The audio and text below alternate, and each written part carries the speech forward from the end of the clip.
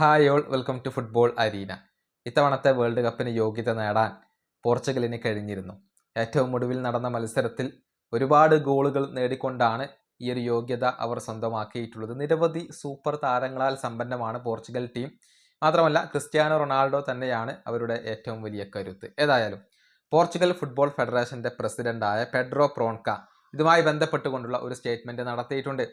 അതായത്, വരുന്ന വേൾഡ് കപ്പിന് പോർച്ചുഗൽ വെറുതെയല്ല വരുന്നത് എന്നാണ് അദ്ദേഹം പറഞ്ഞിട്ടുള്ളത്. കിരീട ഫേവറേറ്റുകളിൽ ഒന്ന് പോർച്ചുഗലാണ് എന്നും വളരെ കമ്മിറ്റ്മെൻറ്റോട് കൂടി ആ ഒരു വേൾഡ് കപ്പ് കിരീടത്തിന് വേണ്ടി ഫൈറ്റ് ചെയ്യുമെന്നും അദ്ദേഹം പറഞ്ഞിട്ടുണ്ട്. അദ്ദേഹത്തിൻ്റെ വാക്കുകൾ ഇങ്ങനെയാണ്: ഞങ്ങൾ വെറുതെ വേൾഡ് കപ്പിന് വരില്ല. വലിയ ഒരു ലക്ഷ്യത്തോടു കൂടിയും ആത്മാർത്ഥതയോടു കൂടിയുമാണ് ഞങ്ങൾ വേൾഡ് കപ്പിന് വരിക. തീർച്ചയായും വേൾഡ് കപ്പിലെ കിരീട ഫേവറേറ്റുകളിൽ ഒന്ന് ഞങ്ങളായിരിക്കും. ഈ ടൂർണമെൻറ്റിൽ ഫുൾ ടീമുമായി കളിക്കുക എന്നുള്ളത് വളരെ പ്രധാനപ്പെട്ടതാണ് എന്നാണ് ഞാൻ വിശ്വസിക്കുന്നത്.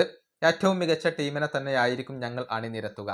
ഇതാണ് ഇപ്പോൾ പോർച്ചുഗൽ ഫുട്ബോൾ ഫെഡറേഷൻ്റെ പ്രസിഡന്റായ പെഡ്രോ പ്രോൺക പറഞ്ഞിട്ടുള്ളത്. ഏറ്റവും മികച്ച ഒരു നിരയെ തന്നെ തങ്ങൾ വേൾഡ് കപ്പിൽ ഉപയോഗപ്പെടുത്തും എന്നാണ് അദ്ദേഹം പറഞ്ഞിട്ടുള്ളത്. നമുക്കറിയാം, കിരീട ഫേവറേറ്റുകളിൽ പലരും പോർച്ചുഗലിനെ പരിഗണിക്കുന്നില്ല.